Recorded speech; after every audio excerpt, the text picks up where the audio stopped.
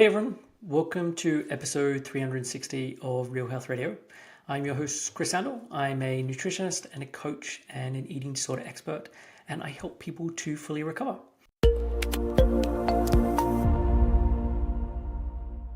So today's show, we're going to be looking at the topic of rest and recovery and looking at why rest is needed and all the functions that it serves as part of recovery. What are the different forms of rest? Because it's not just lying down or sitting down. There can be different types of rest, and they are all necessary. Some may be more necessary at different points in recovery, but being aware of the different types of rest, I think, are really important. And then looking at what are the things that often get in the way. What are the blocks? What are the thoughts? What are the beliefs that get in the way of you actually getting enough rest as part of your recovery? And this is a topic that I recently covered on a group coaching call. And part of the reason why I'm sharing this here and now is because I'm going to be opening up the group again. I'm going to be opening this up on the 20th of April, so not that long from here.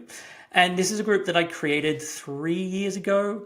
And I think in the first year, I took in people 3 times, something like that. And then since then, the only way that people have got into the group is through working with me one-on-one. So when working with clients, that there is the one-on-one piece, but there's also the group element and everything that's included as part of that. And so for the last couple of years, this just hasn't been open as a standalone, but I'm opening up it again.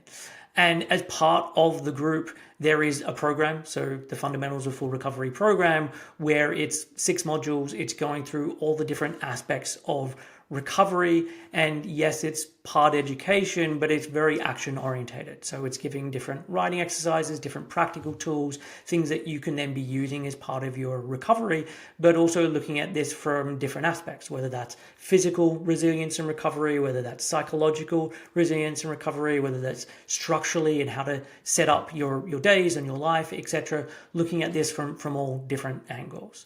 There is then a group area where you can post questions and I can answer them. Other members of the group can answer them. I've got a person who helps out called Pamela, who is a recovery coach. She recovered after 40 years of living with an eating disorder and is fully recovered. And so she helps out as well as part of the group. We do meal support calls as part of this. So we get on a call, on a Zoom call, and we eat food together. It's like a little virtual cafe, and we get to hang out and eat food. We don't talk about recovery, but we just eat together like human beings. And then there are group calls as part of this. And some of those group calls are more like office hours style calls. So people bring their questions and they can get them answered as part of that call. And then others are on a particular topic. And that could be a topic that I pick. I also ask participants what they would like me to cover. And so probably once a quarter, I get a load of input of I'd like to do a call on this, or I'd like to do a call on that. And this was what one of the participants had recommended, looking at rest and recovery and the challenges connected to this. And so as part of those calls, I then do some journaling prompts that people can then go through to kind of get the cogs turning to think about this as a topic. We then have a discussion about it and people can share their thoughts or where they're getting stuck with certain things. And then I will typically present some content with this or some ideas connected to it. And so what I'm doing today is just sharing the content that I put together as part of this recent call. So if this is something that you would be interested in, what you can do is you can send an email to info@7-health and you can put the word group in the subject line. You can message me on Instagram, so it's @7health company, and then just put group as part of the direct message. And there's 20 spots that are going to be available. And so we want to still keep it nice and small and intimate. And then after that, I don't know when I'm opening the doors again. So have a listen to this episode. If this seems like something that would be really useful for you to be part of, then please get in contact. So let's start with the why rest is a non-negotiable. And I think this is a lot broader than a lot of people think about. I mean, the first one is that energy has to go somewhere. I think this is often the one that people think about or understand. So you don't have unlimited energy. It has to be allocated towards certain things. And if energy is going towards movement or exercise or constant doing. And just as a side, as we go through this, as part of this, when I'm talking about the things that are not rest, it doesn't just have to be going to the gym and that's the only form of movement or exercise. Exercise can be those kinds of things of going to the gym or going for a swim or lifting weights or whatever it may be, but it can also be walking. Even if that feels like, oh, it's not that much, it's still walking that is occurring. And for lots of people, it's a lot of walking that is occurring. And it gets talked about as like, oh, it's not that much because I used to be doing X amount more. And the reality is that there is still a lot that is going on. But there's all the other bits as well. So the cleaning that is going on, the number of times that someone is getting up and going upstairs and then coming downstairs, or hey, whenever I'm working, I'm standing, or the only time I let myself sit is in the evening time. So there can be all of these different ways, and often ways that the eating disorder says like, oh, that's not really movement, that's not really a lot, when actually when we add it together, especially when we're needing that energy to be directed in other ways, it all does add up. So if energy is going towards movement and exercise and constant doing, and you're really forcing the body's hand to spend in that area, it leaves less for the repair process, for hormonal restoration, for tissue repair, for nervous system regulation, for all of the things that the body has to do. And if someone, and when I say if someone, I'm hoping that if someone's wanting to do recovery, that you are wanting to genuinely get strength back, to get stamina back. You are wanting to gain weight, or at least you're accepting that that's the reality of what needs to happen as part of this. If you're keeping your output high and your low rest, especially if it's low rest and there's low energy coming in, then the body can't do the repair and the growth that it actually needs to do. So every bit of energy that's going towards something else is not going towards the healing. So that is the first reason for why rest is so important. The next piece is that rest keeps you out of energy debt on a daily basis. And look, when someone has been living with an eating disorder for a really long time, it really doesn't matter how much eating or resting they're doing. On a day, they're going to be in a pretty energy depleted state. But if we look at how depleted you get, the longer you're going without food, the smaller amount of food you're using, the more energy that is being used for movement or exercise, etc., means that the lower you're getting throughout a day. So, for example, if you're waking up and you're having no breakfast, or you're having a very small amount of breakfast, and then you're going and doing exercise, and then it's another 4 hours, 5 hours before you have something to eat, the longer that time goes on, the more energy depleted you get. And the reason that that's a problem, outside of just number one that I talked about, and there not being enough energy going to where it needs to be going to, the more depleted someone gets, the louder the eating disorder thoughts get, the higher the anxiety gets, the more the rigidity increases. It feels like, oh, if I can just do all this and then get further along in my day, then I'll have more freedom to be able to eat, then I feel more comfortable eating. And it just doesn't work like that. The amount of times people say, oh, I've got this thing at dinner time, so I need to just do extra exercise and more restriction during the day, so I'll have that freedom at dinner. And then they get to dinner and they end up eating less than they usually do, or there's so much anxiety connected to it, or they really overestimate how much actually came in as part of that dinner. And so the more you're getting into a depleted state day to day, the more difficult it is to actually follow through on the recovery goals. And so the better amount of time you can be staying out of that place, the better. The next one is that you can't outthink a depleted nervous system. And the thing with this is story follow state. The more that you're in those places, the more that you're going to be having lower emotional regulation. You're going to have more catastrophizing. You're going to have less resilience. You're going to be more easily hooked by certain eating disorder thoughts because it just feels more real, it feels more true, there's more panic connected to doing something different. And so I'm a very big believer that eating disorders, while they are biopsychosocial, meaning there's a biological component, a psychological component, a socialization component, so much of it is being driven by the biological piece and being in that lower energy state. And that when you're in that state, certain thoughts and feelings and sensations and beliefs and perceptions, etc., all naturally arise. As I said, story follows state. So what often happens is that people are trying to outthink themselves with this, or I will do more rest, but I need to feel more ready to do more rest, and I need to get into a better place first, and then I'll start to rest. And that just doesn't happen, because if you're continuing to stay in that depleted state, you're still going to have the same stories and beliefs and everything that naturally arise. And so what happens is it just leads to more control, more rules, more effort, and it just continues to backfire day after day.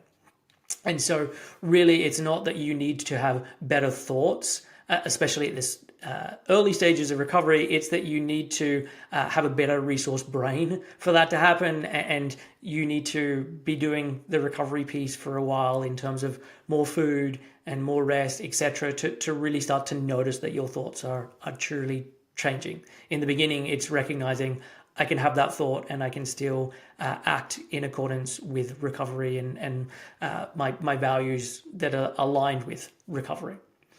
The next one is that rest is exposure to stillness. And as I said a moment ago, when you are not stopping, the eating sort of thoughts get louder, and there's a lot of noise, and it can be harder to do the things that you're meant to do. And it can also be true that when you do stop, that the eating disorder can get louder, especially in the beginning. There can be more emotions that start to surface. There can be more body sensations that start to increase. And often this can be where people feel like, oh, I must be doing it wrong. This is why I shouldn't be stopping. I'm now noticing I'm getting more aches and pains than I used to get. And so it can't possibly be true that I need to stop. But what is needed as part of recovery is learning to be okay with stillness. And that in the beginning, there can be some uncomfortableness with that, and that with time that starts to change. So rather than I need to keep being busy, it's I need to learn how to be with this stillness, recognizing that actually with time, this stillness won't feel like I'm crawling out of my skin or wanting to rip my skin off, or this just feels so deeply uncomfortable. With time, it can then be a lot more enjoyable. And I've noticed this with so many clients, that as time's gone on, that it's been much more enjoyable. I now am able to sit down and read a book and actually enjoy that experience. Or I've started getting back into watching TV and movies, and I realized this was so much of a hobby of mine before the eating disorder, and it's nice to be able to do that again. And that didn't happen on day one, but it does happen as you keep going with this. And so really rest teaches you how to be okay with being still. The next one is that it breaks the flee to famine loop. And so the flee to famine hypothesis is proposed by anthropologist Shan Geisinger, and it's a theory that really suggests that anorexia may be linked to evolved survival mechanisms. So the core idea is that during times of famine, some individuals may be biologically wired to eat less despite starvation, may become more physically active, so they're more restless, they're more driven to move, they feel less distress about not eating, there's more of this focus in intensity and feeling more clear in their mind rather than fatigued.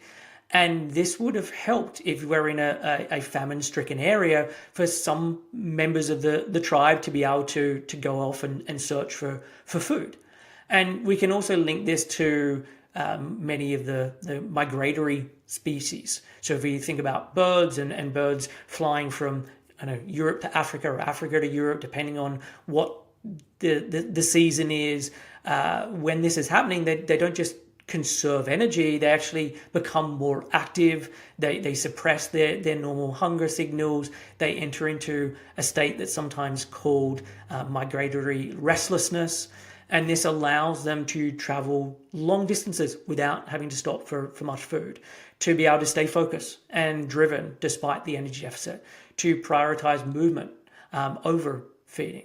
And that's a really useful thing when you're trying to get to the place that you need to get to for winter, or it's a really useful thing when you are living in a tribe and there is a famine that is going on, and we're able to use this as a skill that helps us to find more food. But the difficulty with someone with an eating disorder is there isn't an endpoint. And so with a bird, they get to wherever they need to get to for the winter, and that all settles down. Or with a tribe, okay, we've now found more food and we can now settle down, and we don't need to keep doing the searching in the way that we were doing before. But with an eating disorder, there isn't this obvious off switch in terms of a destination. And so we have to then create the off switch by resting and by bringing in more food, and that is the thing that then changes that switch that has gone on in someone's mind, that has then pulled them, and not just their mind but their nervous system, that has then had this change. And this again taps into the biological components of an eating disorder, the genetic components of an eating disorder, because some people are wired for this to be the case, and the majority of people are not. Like if we look at, as an interesting comparison, the Minnesota starvation experiment, as part of that experiment, and I'll link to the show that I've done in the show notes on this. I've done a number, but I'll link to the most recent one that goes into this in more detail and has all of the up-to-date stuff connected to it. If you look at this experiment where there are 36 men, they were starved as part of it, none of them developed an eating disorder as part of that. None of them were wanting to exercise more. They were having to exercise a certain amount as part of the experiment, and they were doing no extra. They just wanted to actually lie down and be in the sunshine because they felt cold all the time. At the point that the experiment was over, and they were allowed to eat more, none of them were like, no, I don't want to eat, I want to keep this going. They were all like, please, just I want this thing to be over, let me be able to eat. And so I think this is a useful comparison between some people who are starved versus some people where there is starvation that then leads to the eating disorder being turned on. And so again, this is why the rest piece is so important, because it then starts to turn that off. It doesn't do it on day one, but as time goes on, as there is more rest, as there's more energy that comes in, that's when the shift actually happens. The next piece is that rest reduces instability. Without rest, there is more fatigue swings. There is more dysregulated hunger and dysregulated interoceptive awareness. There is more inconsistency. And so you're constantly in this state, and when you're in this state, it's easy for the eating disorder to just push you over a lot more and to really get under your skin and to say the things that it needs to say that creates the fear, and that you then stay stuck in this. And so with getting more rest, yes, in the beginning it's challenging, but this is the thing that then creates more of that stability, and it creates stability across the body system, whether that be your nervous system, whether that be your mind or your brain, but really all of the systems, and for them to be able to work properly. And then the final piece of why I think rest is so important as part of recovery is that rest actually builds trust with the body. And I know this can sound a little bit counterintuitive, but when someone isn't resting and you're doing all of the exercise, you're doing all of the cleaning, you're doing all of the walking, etc., there are a lot of signals that are being ignored. And some of those are very intentionally being ignored, in terms of, I noticed I was hungry and I still didn't eat for an hour or 2 hours or whatever it may be, or I noticed I was getting hungry and that's why I did actually go out for that walk or that run or that bit of exercise. And so sometimes it's really, I'm noticing these things and I'm very much in choosing to ignore them. And other times there are signals that have just become like background noise, and that is always going on, and I just don't notice it, or at least I don't notice it and connect it to, this is why I need to eat more, or this is why I need to rest. And so it's just, I just have headaches all of the time, or I just feel cold all of the time, or whatever it may be. And so those signals, even though someone's not intentionally ignoring them, of like, I know what this is and I'm doing something different, those signals are still there and being ignored. And for so many people, there's this idea of, I just can't trust my body. I wish I could trust my body and the feedback my body's giving it. And the reality is, this needs to be flipped on its head. You need to show your body that you can be trusted. And the more that you do that, the more that it will give you the signals, and the more that you then start to learn, like, oh, that's actually what that is meaning. And that's actually a helpful piece of feedback. And so the more that you're then resting, the more that you then start responding to signals. It's often at that point that, hey, I'm noticing I'm getting more hungry now that I'm resting, which I know can be panic inducing and not the experience that someone wants, or that can then create the narrative of something must be going wrong.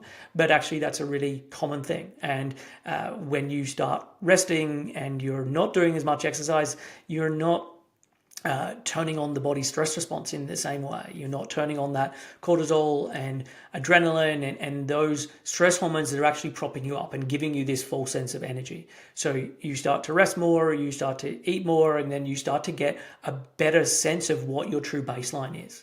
Because the amount of times I've heard from people where, hey, I thought I was doing okay, and then I started to rest, and oh my gosh, now I recognize just how tired I am. I just didn't notice it before. And it just feels like it's really, it could be, it just hit me, or it's like it's crept up on me and I'm now really noticing how tired I am.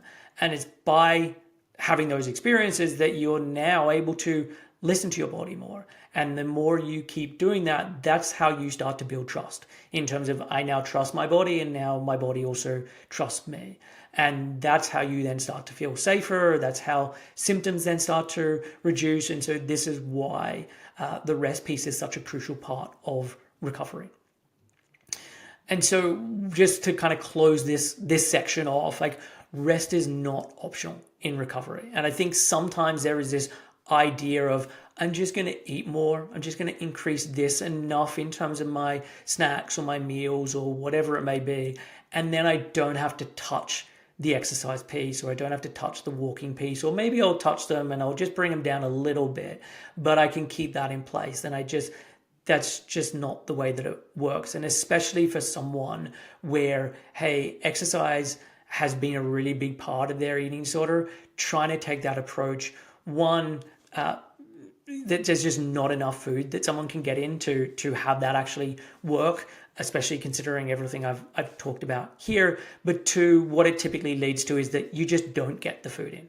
So even if this is the plan and this is the intention, because the rest is not happening, it just keeps you in that story follow state place. And as part of that, hey, you just get hooked by the same thoughts, and then you don't actually follow through on what's needed as part of recovery.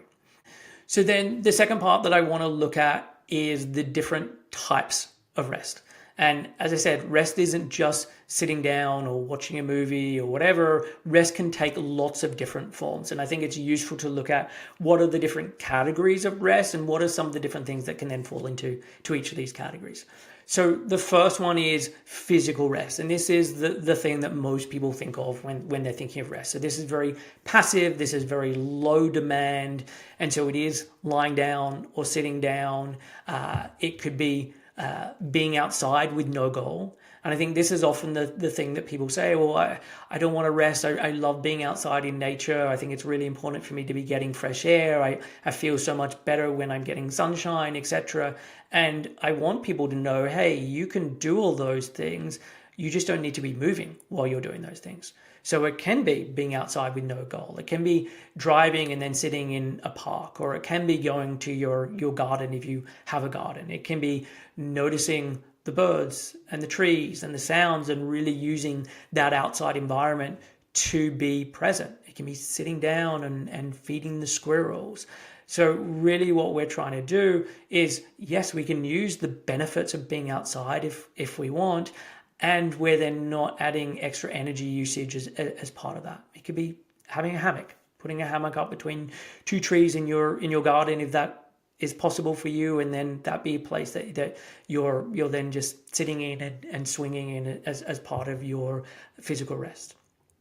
And the next piece is then mental rest. And this could be really, I don't think it's like clearing your mind or stopping the thoughts, because that's not the case, and you're not going to be particularly successful with that, because again, story follows state. You are not the author of your thoughts. Thoughts think themselves. They come into your consciousness. You become aware of those thoughts. So you're not going to be able to stop any of this, but you can reduce the cognitive load. You can have ways of stepping out or stopping the loops that are going on.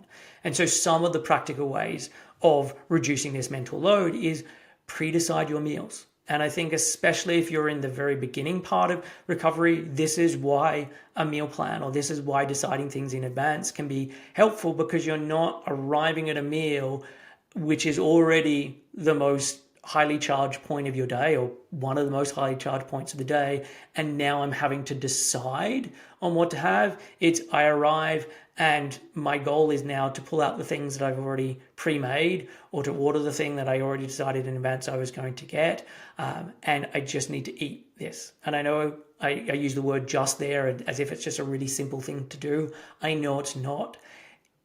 And if we compare that versus I then also have to decide what I'm going to eat and then I have to eat it, that is just a much bigger cognitive load.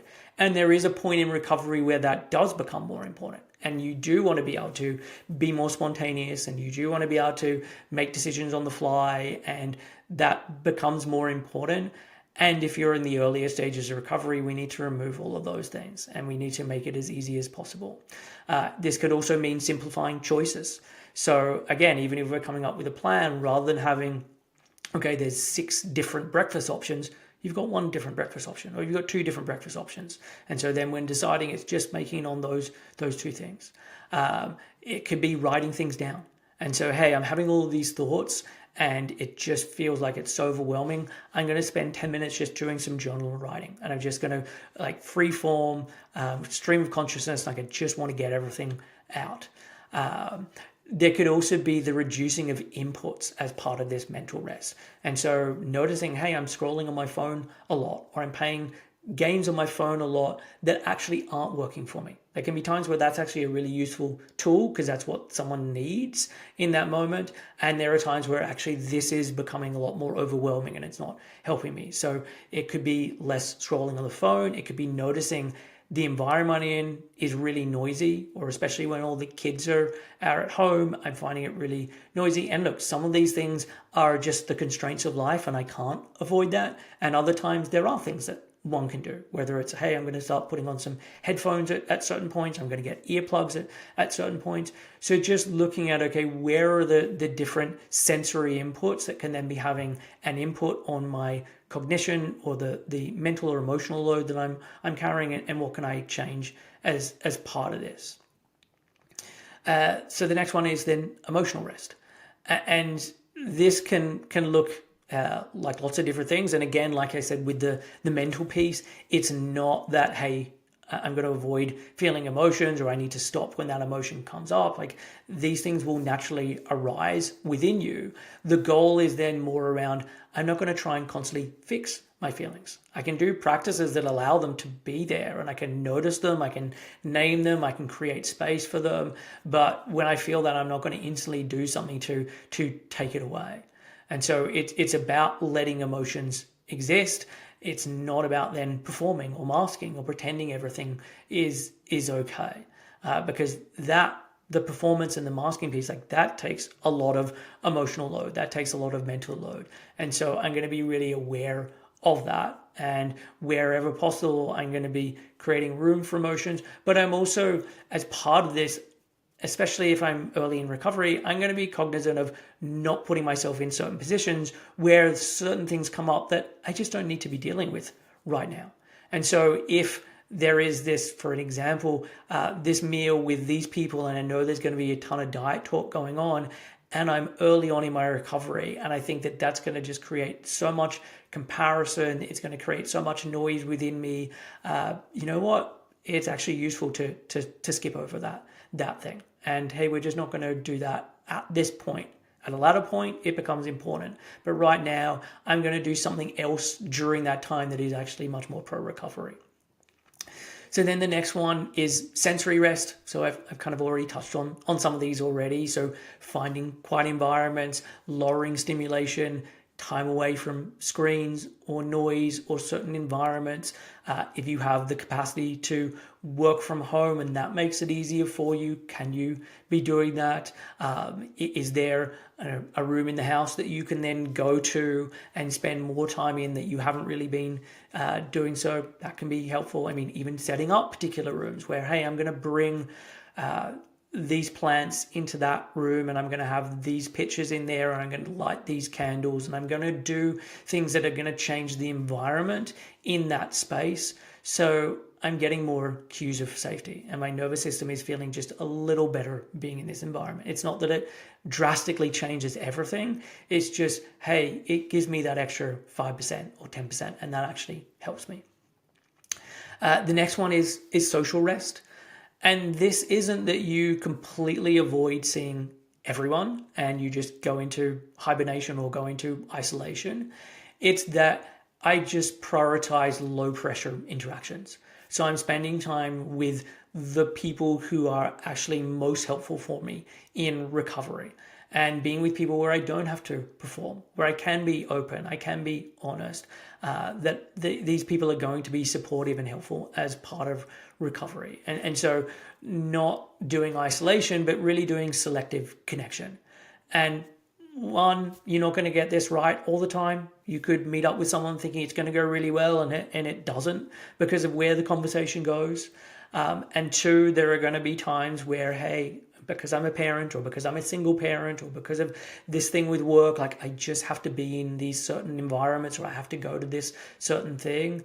And where you do have control around this to be more the dictator of what you're doing, like the more I would suggest leaning into that.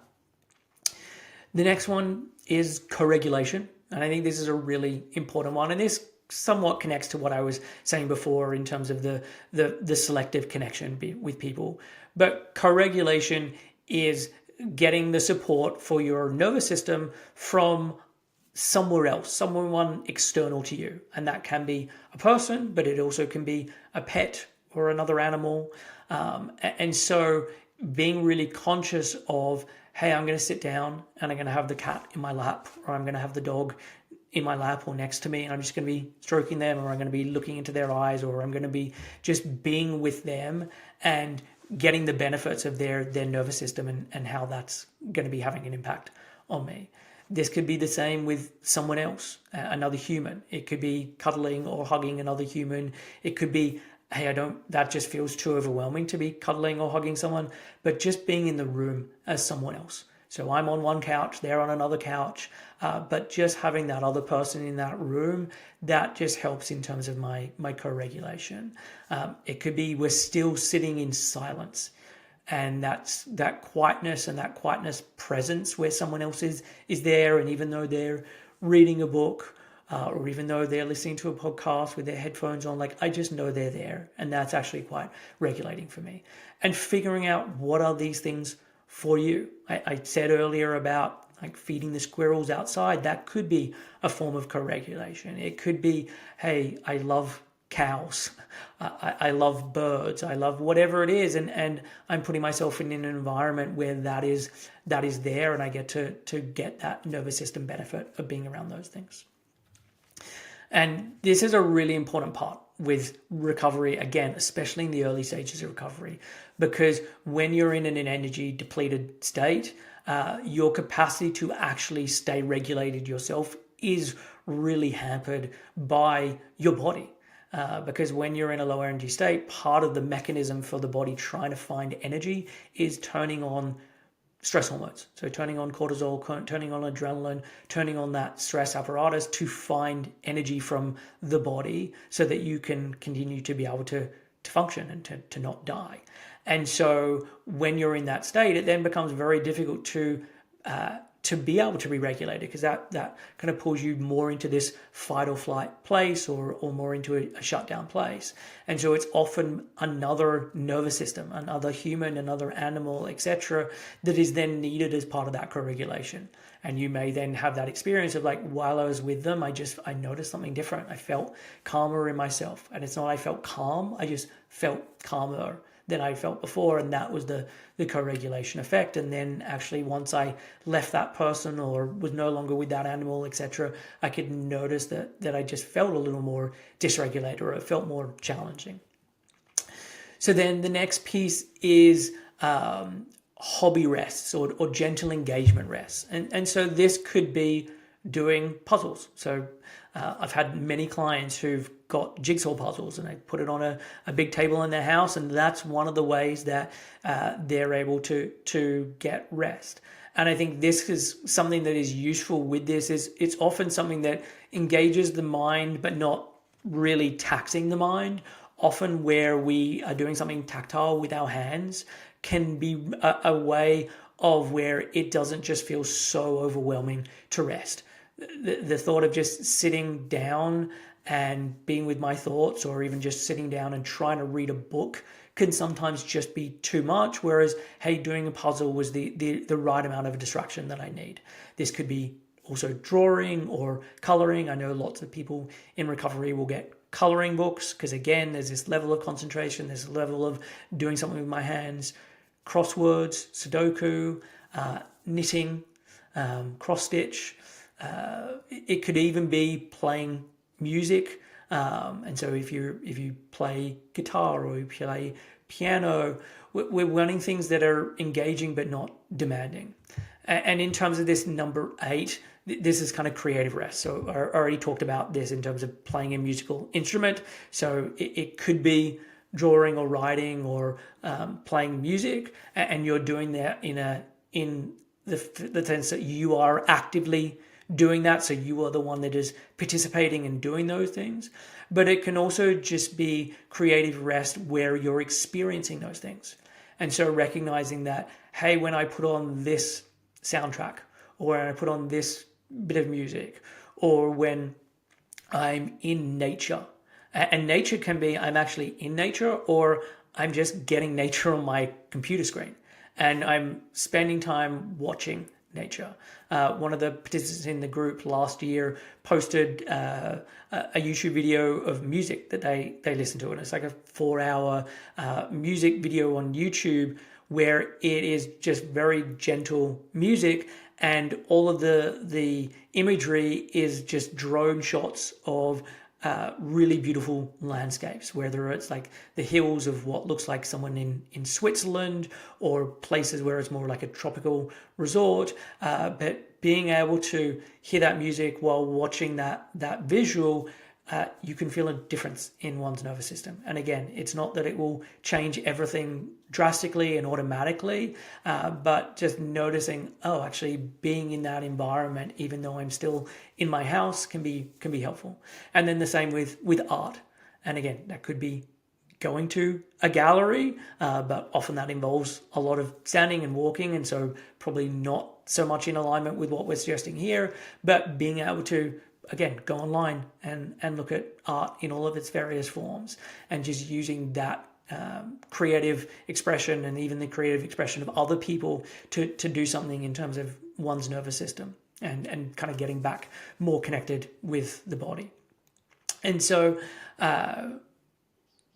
they are the different forms of rest. And what I would suggest is looking at how am I including all of these different versions at this point in my recovery. And look, some people will lean more heavily towards some rather than others at different points in recovery. Some may feel easier than others, but this isn't just rest sitting on a couch. Rest can be all of the different things that I mentioned, and looking at how do I start to bring more of those things in. And especially if I'm now removing the exercise, or I'm removing or reducing the cleaning, or I'm doing these changes, could I bring some of these different forms in there?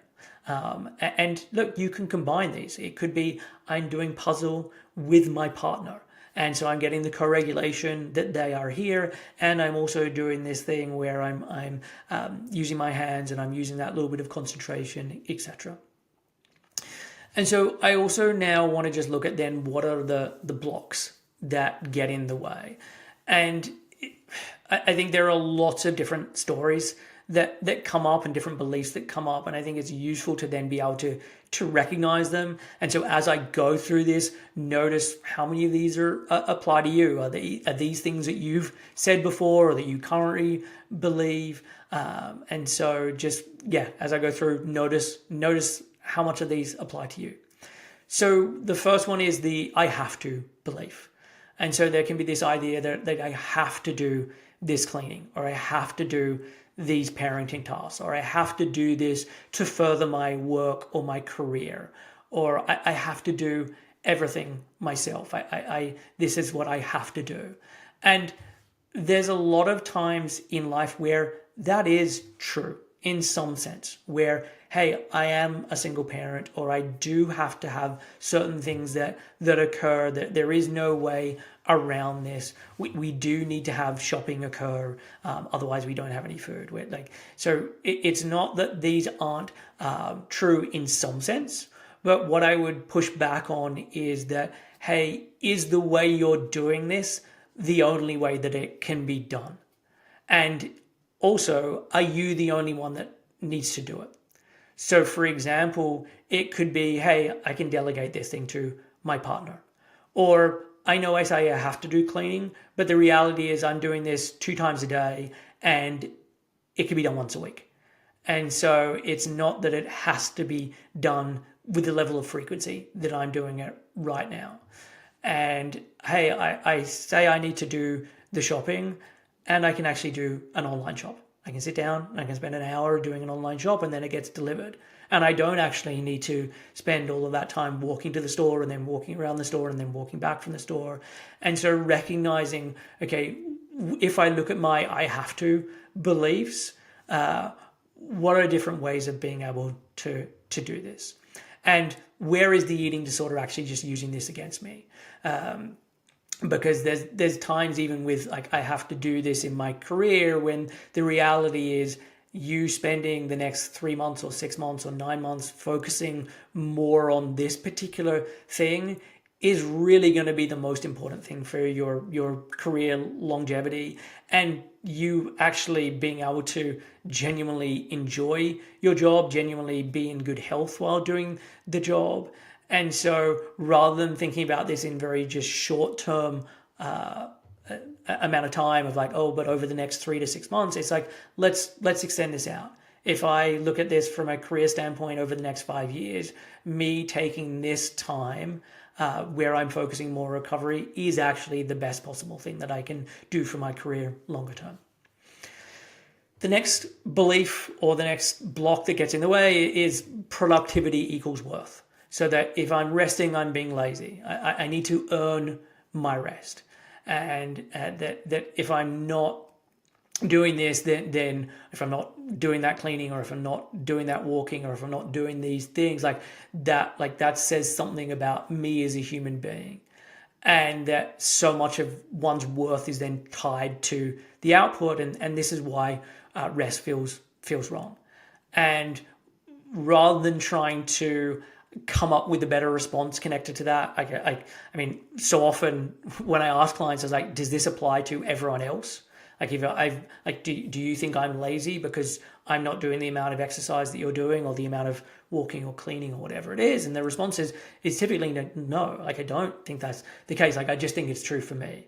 And so being able to recognize, hey, I'm having this completely different standard for myself than other people. And one of the ways that I can get around this is, one, I actually just need to rest, because there's no amount of thinking differently that's going to change this. I need to act my way into thinking differently, not try and think my way into acting differently. But 2, if I am going to do some thinking like, what would I recommend for my best friend in this situation?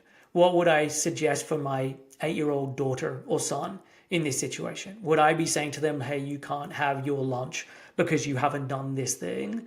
And it's recognizing like, no, I would not hold other people to that standard. And if that is true, then hey, you need to start holding yourself to the standard that you actually hold your friends or your kids to. The next one is control disguised as responsibility. And this can be, and it is kind of connects a little bit to the first one I talked about, but I just need to do it all myself. Like others won't do it right. And like I know how to do this. I've been doing this now for the family for the last 10 years. It just has to be this way. And really with recovery, this is where you start to ask for more help. And there can be some challenges of this in the beginning. And it can mean that in the beginning there's a lot of hand holding so that this gets done correctly. But looking at, hey, I don't want to have to be then constantly controlling this all the time. I need to properly hand this off. And so I'm going to spend the next couple of weeks saying, okay, this is how we do it. And okay, that needs to be changed, etc. So that that person now has full responsibility of that thing. And so that's now no longer something that I need to deal with. And I think the more that you do that, the more that you can start to see that, okay, I don't need to do this all myself. And this, look, it could be a partner, but it could be, that's why I got a dog walker. That's why I got a cleaner. That's why I got this other person to come in and help with this thing that's going on. And look, I know that there are financial constraints connected to these things. I know that lots of people don't have partners, or lots of people don't have certain support in their life that can make it easier. And again, I would just be saying, okay, where is this really true versus where is this the eating disorder version of this? If you were being really strategic about this and you were saying, okay, I need to figure out a way so that I am doing less and so that other people are getting help with this or are helping me with this, like how would you then figure that out? And again, maybe it's framing it if you were speaking to a friend who is in this situation, how would you be suggesting that they navigate this? The next fear that comes up connected to this is fear of what happens when one stops. And so, as I said earlier, this often happens in real time where you stop and the thoughts then get louder, the anxiety rises, there's more of these body sensations that increases, and there's also all of the noise that the eating disorder says is going to happen when you stop. Like if you stop, you'll never exercise again. If you stop, you're going to start eating more, or it's going to be even more difficult to justify why you need the food that you're currently eating. If you stop, the weight gain is going to start coming on, and man, it's just going to keep going on and on and on forever. And so there's all of these thoughts about why actually me continuing doing this thing is the better version. Even if I can recognize that it's creating problems in this area and this area and this area, the narrative becomes that this is the lesser of two evils. Me keeping going with this is the better option compared to me stopping this. And I think this is what often happens with cognitive dissonance. With cognitive dissonance, it's either like I stop doing this thing and that's how I actually get past it. I recognize that this is causing a problem in my life, so I actually stop it. Or you do the mental gymnastics of the reason I'm not stopping it is this is actually for the better, even though it doesn't appear like it is on the surface, and actually this is the safer thing for me to do. And so rather than try and think better thoughts connected to this, again, it's about stopping and noticing that either one, that thing that I was so afraid of didn't actually happen, and man, there was so much anticipation anxiety and I thought it was going to happen and it just didn't. Or two, that thing did actually happen and I was able to handle it better than I thought I was going to be able to handle it. And it may have still been challenging. It may have been that I didn't handle it on day one as best as I am now. But actually, this is where you recognize like, oh, I can have difficult emotions or difficult feelings, or I can go through difficult experiences and be resilient and realize that, hey, in the end, the sky didn't fall in. I am actually able to handle this. And often it's like, and my quality of life is now just so much better connected to this. And I said the word often there. I would say that this is true for everyone who goes through to full recovery. It's that, hey, things are just immeasurably better than when I was staying in my eating disorder. And so just really with this one is, if there is uncomfortableness with stopping, like this isn't a sign that you're doing something wrong. This is a sign to keep going. The next one would be misinterpreting fatigue. So as I said before, sometimes often when you stop, you notice that you're more tired than before because you don't have these stress hormones that are propping you up. And so what often gets created as a narrative is that, oh, this is now a problem. Like I was doing better when I was just pushing through. And I know that this can have some real world ramifications of, it was easier for me to run the house when I was living with my eating disorder as opposed to during recovery. Actually, work did feel a little easier when I was doing this than it is feeling right now. So it's not that I'm not saying that those things can be true. It's just that, hey, recognizing the bigger picture with this, that yes, there could be some short-term extra fatigue that's going on, but long-term, your mental capacity, emotional capacity, physical capacity, all of those things are going to be greatly improved. And so rather than thinking like, I have to find a way of doing recovery where I don't feel this fatigue and that there's just all upside straight away from the beginning, it's recognizing like this isn't a problem to solve. It's a problem that I need to respond to. And the way that I actually do really respond to it, do really solve it, is by resting and allowing my body to do the repair so that, hey, that fatigue then does genuinely disappear because my body is getting the rest and the energy that it actually needs. Another belief or thing that gets in the way is all or nothing thinking. So this very black and white idea. If I rest, I'll do nothing. If I stop, I'll never start again. If I stop, the weight gain is going to be so exponential that I just won't be able to handle it. And it's this real sort of catastrophizing that then starts to happen with it. And so really recognizing that, hey, there is a real middle ground with all of these things. It's not that I'm saying that the first day you rest, you're like, hallelujah, this is the most amazing thing ever. And it's not the complete darkest of dark days that one is imagining. It's that, hey, when you start to rest, there are some good things that happen. There's some not so good things that can happen in the short term. And as you continue on, it really does help your body to be able to repair. The next piece is like the fear of losing progress. And we should say sort of progress in quotation marks or inverted commas. This idea that I'm losing my fitness. I'm losing all the body changes that I made through having this eating disorder. And this idea of I don't want to have to give this up. Like if I give this up, like I've sunk 5 years, 10 years, 20 years into this thing. Gosh, I don't know if I could walk away from this. And I think that becomes a really big block for people that I don't want to let go of this quote unquote progress that I've made with this. And kind of connected to this, and I've seen this come up a number of times with people, especially when they start to recognize what is required as part of recovery. Sometimes it can feel like, is that it? Like, is that all I need to do? Like, I just need to eat more, I need to rest more, and then I get out of this. And I know I'm simplifying it there. It is not just that straightforward. And obviously there is all the anxiety and the challenges as part of that. But there can often feel like it's got to be more complicated than this. And if that's the extent of it, what a fool I've been for doing this for the last 10 years, 20 years, 30 years.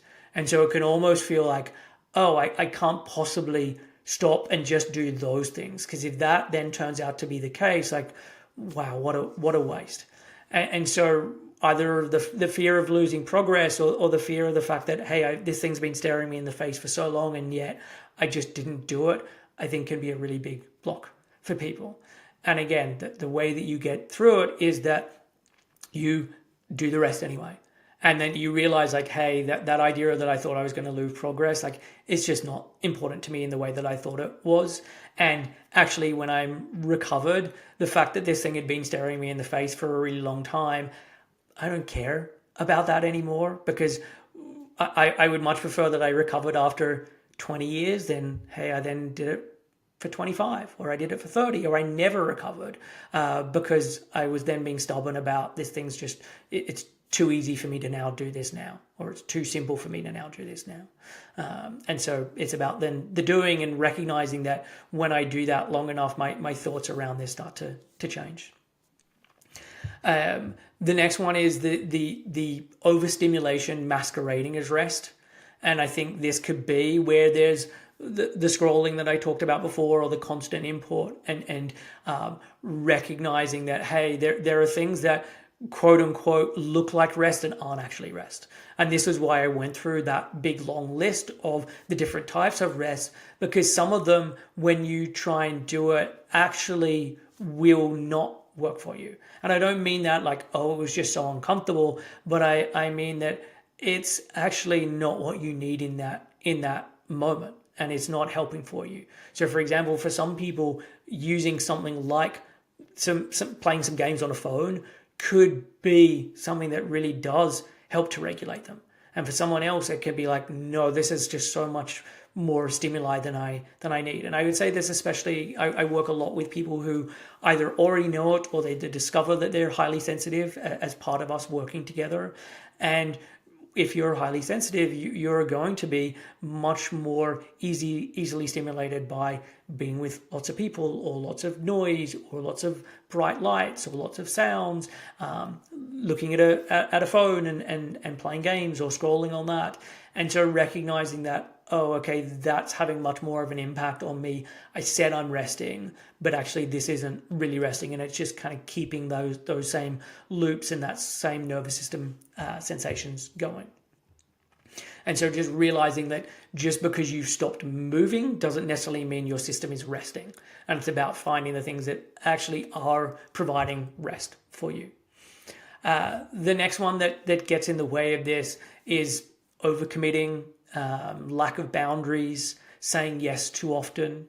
And sometimes there are points where, hey, I have committed myself to this thing, and I genuinely can't get out of this for the next 4 weeks or however long it may be. And then there are other times where, hey, it may involve having a difficult conversation with someone, and saying, I'm really sorry that I'm going to have to change my mind on this. I know I said that I could help you with that thing, but I just can't do it at this point right now. And that's totally okay with you. I had an experience recently. I'm reached out to someone about getting help with being on other podcasts and getting their help to sort of promote that and reach out to people. And we had a time booked in to do that call. And then they sent me an email a couple of days beforehand and just said, hey, I just want to let you know I'm going to need to just cancel the call right now. I'm feeling like I've taken on a lot of work recently. I'm feeling a little bit burnt out. Do you mind if we just postpone that and I can get back in contact with you when it is going to work better for me? And my response was like, totally. I understand that. I don't want you to be in ill health. And if you're feeling that way, hey, come back to me whenever is the right time for you to do this. And so I know it can feel uncomfortable to have to say those things, but I think it's a really important part of, one, going through recovery, but two, just being a human being. Because even when you are fully recovered, there are going to be times where, hey, there's just a lot going on with the family right now, or there's a lot going on with life right now, and I just can't do that. And to make this easier for yourself, learning to say no more often. And really realizing, like, when you say yes to something, you automatically say no to lots of other things. If you say yes to this one thing, it means that you're not able to do all of the other possibilities that you could be doing during that time. So if there's the feeling of like, oh, I just don't know how to say no, it's like, you already know how to say no. You're doing it all the time by saying yes. And so just kind of flipping that on its head by saying, hey, by me saying no to things, I'm actually saying yes to other things that are really important for me. So by saying, no, I can't do that thing with you right now, I'm actually saying yes to, I am going to do that rest. And I am going to do that thing to support my recovery. The next piece is then waiting to deserve rest. And this is the final one I want to mention, just connected to this. I think this is a really big trap that people fall into. So that I'll do rest, but I'll do it later. I'll do it when things have calmed down. I just need to do all of these other tasks today, and like rest is like line 14 on my to-do list. And once I've done all of those things, then I'll rest. And this just doesn't work because, one, typically people just don't get to the rest. Like those other things that they needed to do just took up too much energy and took up too much time, or I get to that point of rest and I'm just so tired but wired that I can't actually settle down properly, and I'm going to bed, but I'm not sleeping particularly well because I've been in this state, and so it never really materializes in terms of getting you the rest that you really need. And again, you're not going to have this epiphany of like, oh, I totally fully deserve rest and I can take that on board completely and I can feel into my bones, and that's now why I'm starting to rest. Like that feeling of deserving rest and that rest is actually something that you don't have to earn, etc., that comes later. And so you can hold the belief that I need to earn rest. I can hold the belief that I need to get all these other things done first. And yet I'm going to do something different. I am going to allow myself rest. I am going to put rest as my number one priority on my to-do list, and that's the thing that's coming in first. Because if you think that you always have to earn rest, like you're always going to be in debt. You're never going to get out of this, and it's not going to change. And so it's about doing this first. And so that is what I wanted to cover as part of this episode. And this was what I covered as part of the group call, and we then had a discussion about all of these ideas. And so, as I said at the top of the show, I'm going to be opening up that group on the 20th of April. There's only going to be 20 spots. I'm keeping the group nice and intimate and small, and it's a lovely, super supportive group already. And so I want to be bringing it in a contained way. If this is the kind of thing that you would like to be having calls on regularly, being able to ask questions, having a program that guides you through the different things that are acquired as part of recovery, having people to keep you accountable, having a place that you can ask questions and get that support, like this is what the group is for. So you can send an email to info@7-health.com and just put group in the subject line, or you can go to Instagram at 7health company and just DM group, and I can send over the details. So that is it for this week's episode. I'll be back with another episode next week. Until then, take care, and I will see you soon.